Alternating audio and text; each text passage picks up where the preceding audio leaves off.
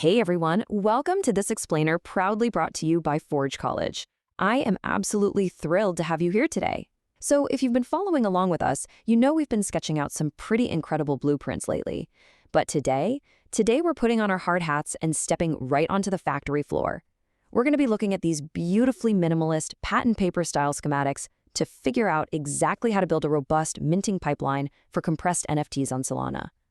Think of this explainer as your personal guided tour through a high-tech assembly line, where we literally transform raw data into beautifully compressed, highly efficient digital assets. Now, right off the bat, you might be asking yourself, why do we even need to build a pipeline when you can just click a mint button? And honestly, it's a fair question. But I want you to imagine this scenario. Your brand new dApp suddenly goes viral overnight. It happens, right? Thousands of users are suddenly hammering your servers, clamoring for your latest collection. Well, if you've just got a single unbatched loop trying to mint these assets one by one, your backend is going to sit down, take a deep breath, and seriously reevaluate its life choices before crashing entirely. Building a proper pipeline is exactly what separates a fun little weekend project from a truly scalable enterprise-grade Web3 application. Okay, let's dive into our engineering schematic for today. We'll be hitting 6 main stops. Number 1, the capstone minting goal. Number 2, assembling the pipeline. Number 3, batching for efficiency. Number 4, bulletproof errors. Number 5, verifying assets. And finally, number 6, front-end integration. All right, kicking things off with section 1, the capstone minting goal. Building on our previous architectural deep dive, we really need to treat our minting database as our raw material warehouse. You'll probably notice we're keeping it entirely separate from the front-end query layer. And why is that? Well, because we want to be able to scale our back-end throughput independently from the user-facing code. If thousands of people are frantically querying the site to view their NFTs, it absolutely shouldn't slow down the heavy machinery in the back that's actively minting new ones.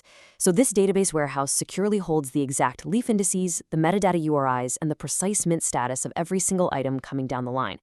And everything in that warehouse is destined for one highly specific place, the concurrent Merkle tree. This is a brilliant structure that allows us to securely append new asset leaves without having to spend massive amounts of compute rewriting the entire tree on Solana. I mean, that would be incredibly expensive.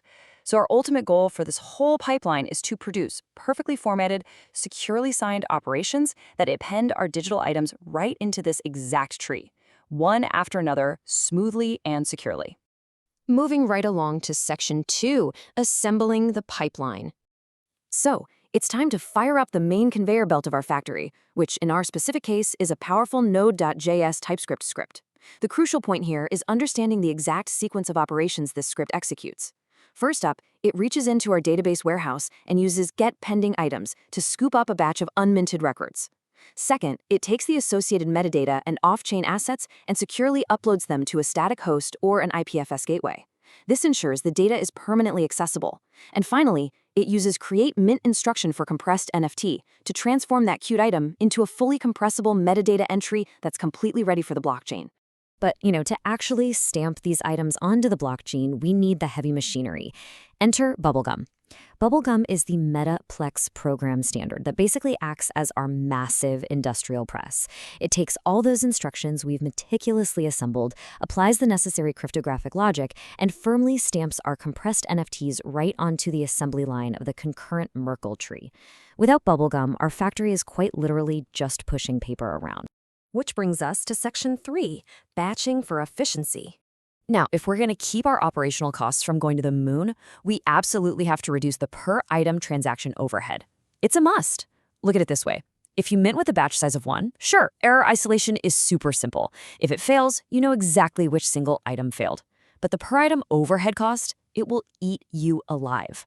On the other end of the spectrum, if you crank the batch size up to 20 or more, yeah, you're maximizing your throughput, but you are highly likely to hit Solana's transaction compute limits and cause massive cascading failures. That's exactly why we recommend a batch size of 5 to 10. It is the absolute sweet spot, giving you a great balance for devnet testing, provided you implement some careful retry logic, of course.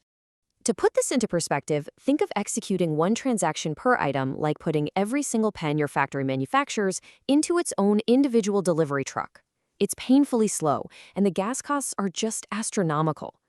Conversely, grouping these pure program instructions into a single transaction, that's like loading up a massive freight truck. You are saving a massive amount of compute overhead by doing this, making the entire minting process drastically cheaper and faster. All right, Section 4, Bulletproof Errors. Time to meet the safety inspectors of our factory. We need to handle failures incredibly safely so that we don't accidentally double ship a CNFT and completely ruin our collection's integrity. To do this, we use a secret weapon called an idempotent operation. Yeah, it's a fancy engineering term, but it basically just means an operation that can be run multiple times safely without changing the final result beyond the first time it worked. In our pipeline, we achieve this by assigning a totally unique request ID to every single item, and we strictly check the database for an existing leaf index before we even try to mint. If the script restarts or just kind of stutters, this ensures we never accidentally mint the exact same asset twice.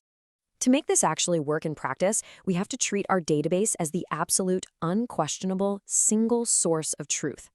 Before we even touch the Solana network, we mark the database status as in progress. Then we submit our batch transaction. If the network confirms it, boom, we lock in the success by writing the exact leaf index. But if it fails, we cleanly mark it as failed. This incredibly strict state machine guarantees our pipeline never, ever gets confused about what's actually sitting on chain. Now, obviously, sometimes a whole batch just fails because the network is heavily congested. When that happens, our script kicks right into survival mode with a fallback strategy. It unpacks the batch and attempts to submit the items individually using exponential backoff. It's basically our script desperately trying to save itself from being timed out by RPC rate limits. But by keeping a bounded retry counter, it ensures it doesn't get stuck in this endless, frantic loop of sending identical failed requests over and over again. Next up, Section 5, Verifying Assets. Once the items roll off the line, we transition over to the QA department. It's time to prove our factory actually did its job correctly, and we do this using some specialized verification helpers. So the crucial point here is that we don't just blindly trust the script, we verify it on-chain. We do this by hitting an RPC or a compressed account indexer. We meticulously check that the owner public key exactly matches our intended recipient. We verify the metadata URI didn't get mangled in transit. And finally, we ask the concurrent Merkle tree itself to confirm that it is indeed holding the specific leaf index we recorded in our database. Actually, let me give you a massive pro tip right here that will literally save you hours of debugging.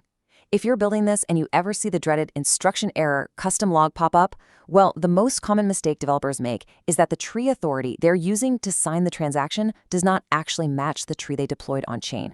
It's basically like trying to start the heavy machinery using the keys to the break room. It's not going to work. Always double check your authority keys. And finally, Section 6, Front-end Integration. So we've built the pipeline, we've batched the transactions, we've error-proofed the whole shebang, and we verified. Now it's time to shift our focus to preparing our factory's output for the end-user display. Because we were so incredibly diligent in Step 1 about maintaining our database as a separate source of truth, we are perfectly positioned right now. The leaf index and the transaction signatures that we meticulously persisted into our database, those are exactly the data payloads your front-end indexer needs to vividly display ownership and asset details to your users. Our backend factory neatly packages all the data up so the front-end showroom can just make it look absolutely beautiful. Which leaves us with one final, kind of provocative thought for today's schematic. How will your front-end seamlessly poll for these status updates to display these freshly minted assets to your users in real time? Think about that as you look over your blueprints today. It's really the perfect bridge into our next topic on front-end integration and ownership queries. All right, I want to thank you all so much for joining me on this factory floor today. This explainer was proudly made by Forge College. I highly encourage you to go ahead and visit forge.college to dive deeper into the subject, explore a ton of other Web3 related topics, and really master your engineering skills. Keep building, stay curious, and I will see you in the next one.